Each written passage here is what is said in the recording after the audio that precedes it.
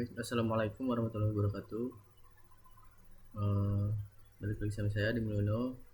Untuk video sebelumnya yaitu saya menjelaskan tentang IRD, pembuatan tentang peminjaman perpustakaan.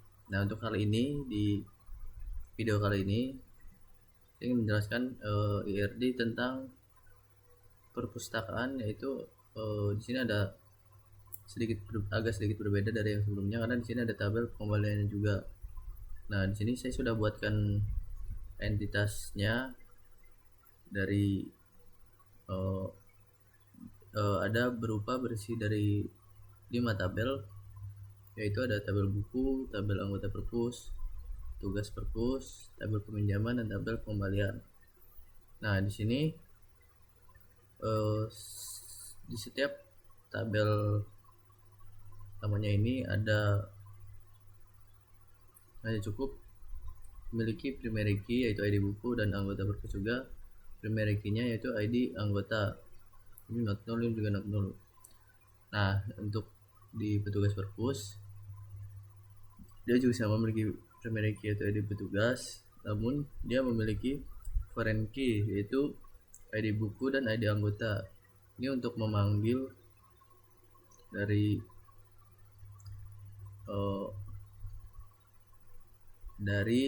relasi yang dari atas ini. Maka jika di tabel petugas ini dia hanya cukup memanggil ID-nya saja karena isi dari semuanya sudah akan terpanggil. Dan di tabel peminjaman pun sama, ini primary key-nya order karena ini peminjaman, dan primary key-nya pun kita cukup memanggil dari si petugas karena dari si buku dan anggota ini masuk ke dalam tabel petugas ini, sehingga untuk dipanggil di peminjaman ini hanya membutuhkan ID petugasnya saja untuk mendapatkan semua isi dari tabel anggota dan tabel buku. Nah, untuk di tabel pengembalian pun sama, primary key-nya itu ada di pengembalian itu sendiri, dan primary key-nya ini yaitu order ID dari tabel peminjaman, karena jika kita mengembalikan berarti otomatis jika kita melakukan pengembalian otomatis berarti kita sudah melakukan peminjaman. Jadi hanya dibutuhkan isinya dari tanggal kembalian atau date-nya. Nah, untuk relasinya di sini di tabel buku dia berhubungan dengan petugas perpus, karena ketika ingin meminjam relasi buku ini harus dari petugas, dan relasinya ini satu buku meminjam ke petugas. Apakah satu buku boleh dipinjamkan oleh beberapa petugas? Jawabannya enggak, karena cuma satu buku bisa ini kan one to many. Jadi jika dari petugas perpus, beberapa petugas perpus bisa meminjamkan satu buku dari tabel buku ini, karena banyaknya petugas bisa mengurus ini.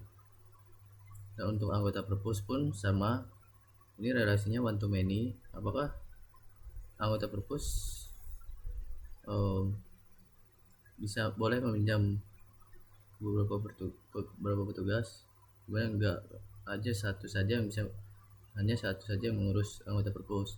Dan sebaliknya dari petugas perpus, apakah beberapa petugas bisa mengurus satu anggota?